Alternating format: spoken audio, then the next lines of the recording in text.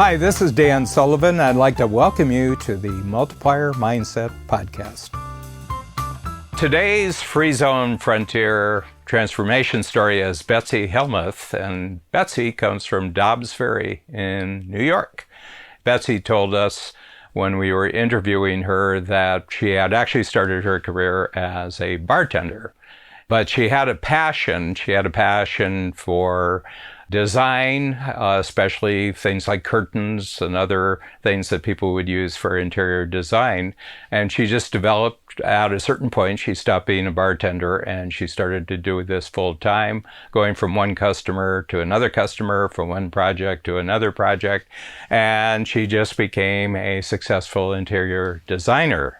Now, what was missing from this story is she never went to interior design school and she never got any accreditation, and yet people are calling her, phoning her, asking her to come in, asking her to do their interior design. Betsy said that one of the obstacles that she has faced here is not so much what other people think about her in terms of her own accreditation or her own education or her own training, but what she thinks about herself. And she said, I really haven't sold myself up to my actual value in the marketplace. People really would pay me more. And now I'm starting to close in where I'm starting to ask for the money that actually represents my true value.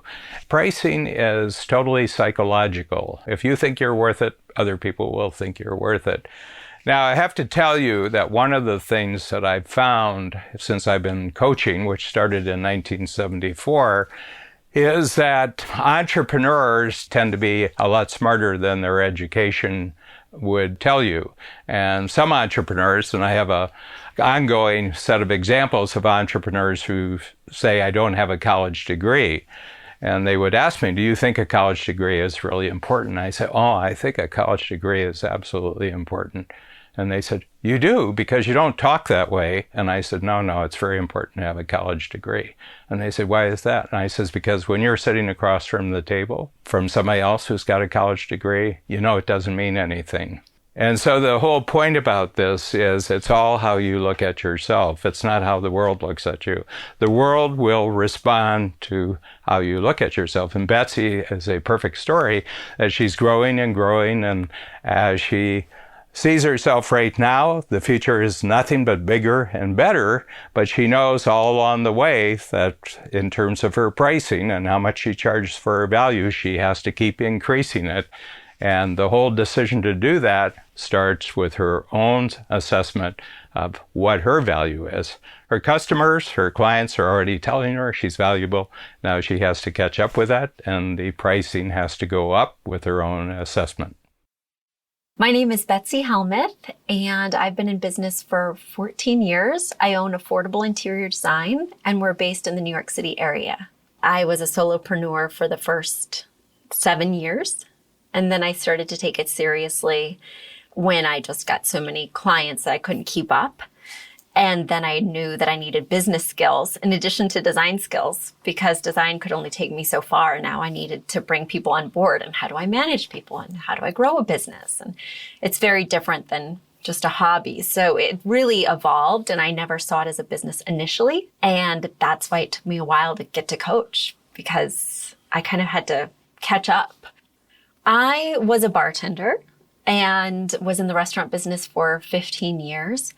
And I knew I wanted to leave the restaurant business, but I didn't actually even know I wanted to be an interior designer. I never went to school for interior design.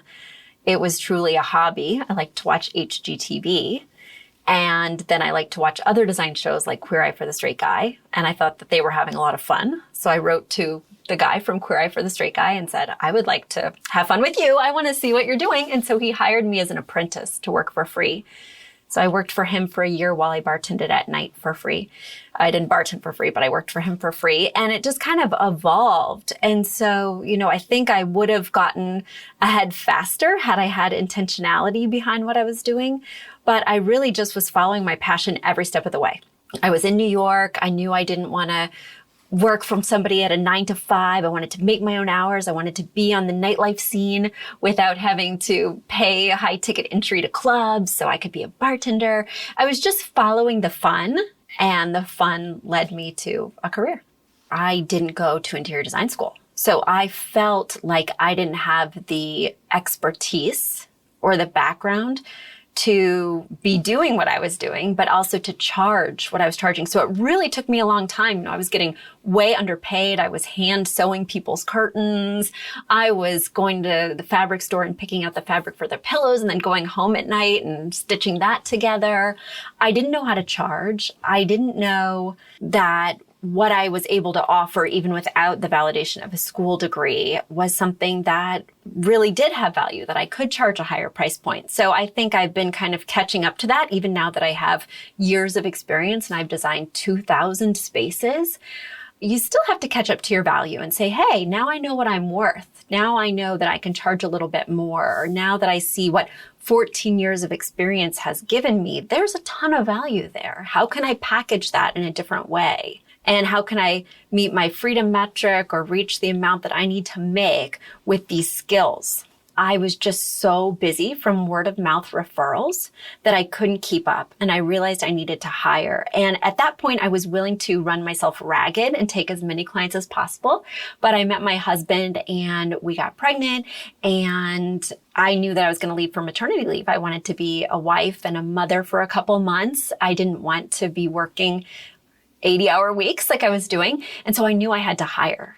So I was just kind of catching up to reality each step of the way. Oh, I need to charge more. Oh, I need to hire someone. Oh, I'm still really busy. I need to hire another person. Oh, we're really busy.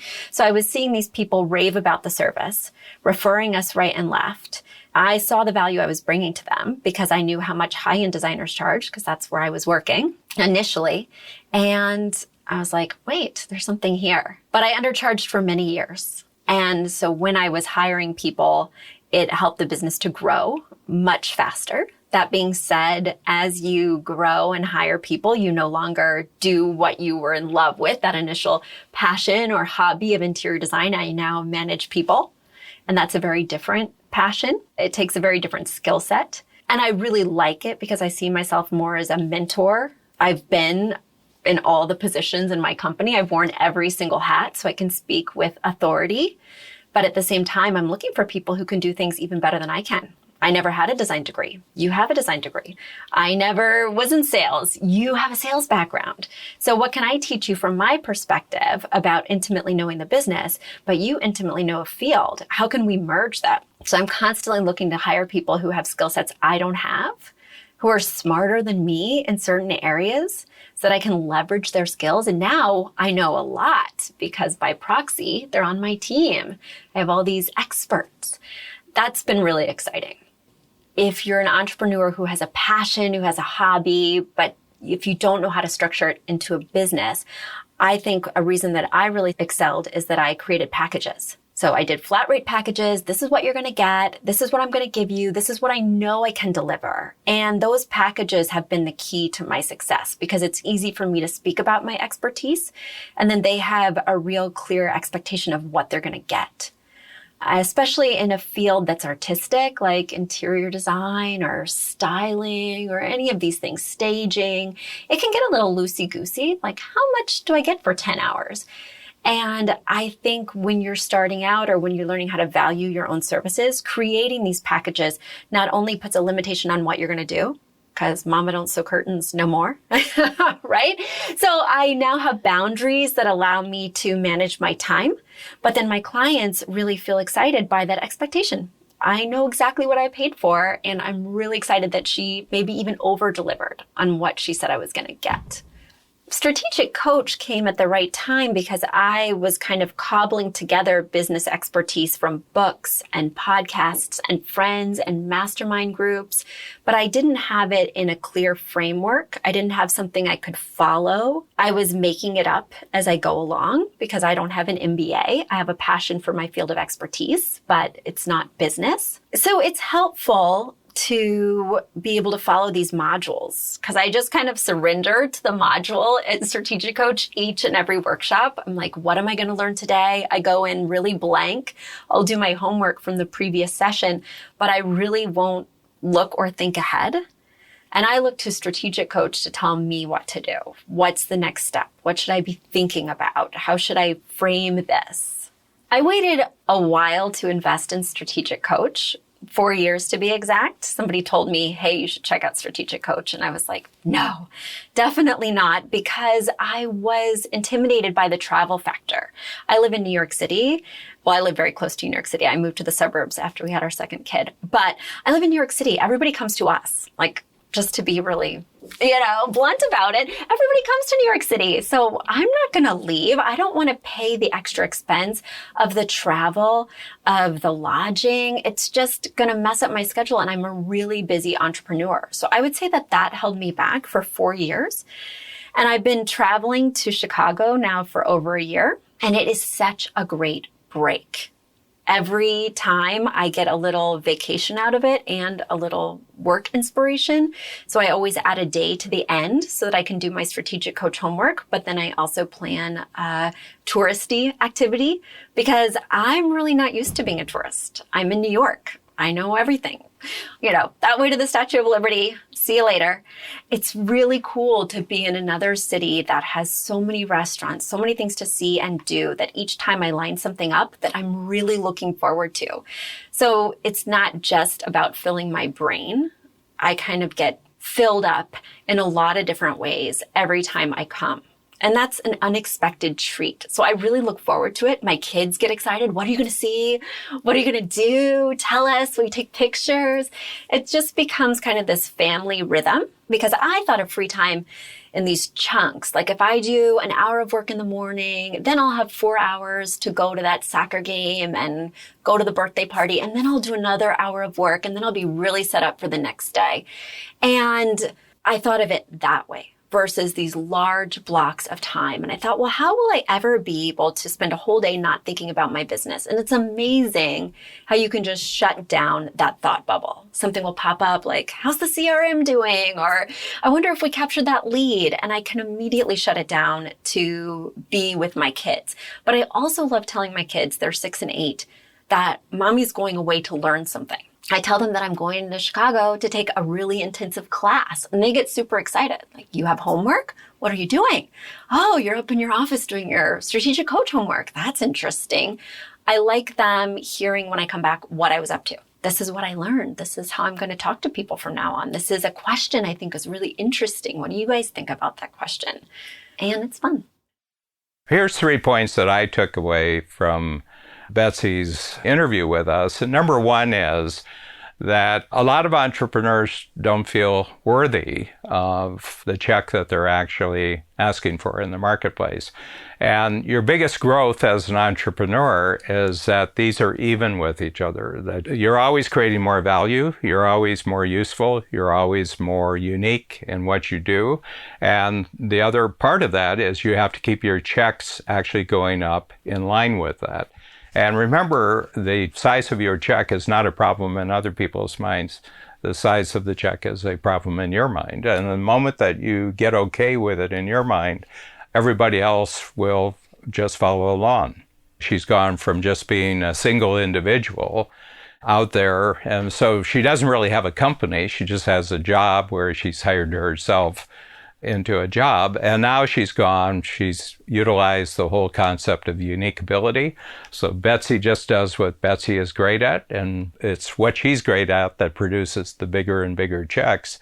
And then she's surrounded by her team that frees her up from everything except what clients and customers uniquely value her for. So here's the thing. If it's just you don't actually have a business. You just have a job. But once you focus on your unique ability, then you have a company, and that's certainly the best job you've ever had.